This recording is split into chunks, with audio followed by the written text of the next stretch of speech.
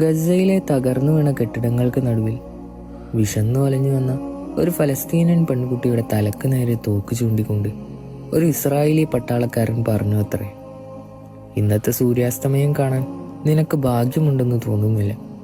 ഞാൻ നിന്നെ വധിക്കാൻ പോവുകയാണ്. അവസാനമായി നിനക്കെന്തെങ്കിലും ആഗ്രഹമുണ്ടോ? നിഷ്ഠൂരമായ ആ ചോദ്യത്തിന് വളരെ നിഷ്കളങ്കമായി അവൾ ഉത്തരം നൽകി, നിങ്ങൾ എന്നെ വധിച്ചോളൂ. മരണമെന്നത് ഞങ്ങളെ ഭയപ്പെടുത്തുന്നൊരു കാര്യമല്ല. എന്നാൽ നിങ്ങളെന്നെ വെടിവെക്കുന്നുണ്ടെങ്കിൽ അതെൻ്റെ വയറ്റിൽ തന്നെ വെക്കാൻ ശ്രമിക്കുക.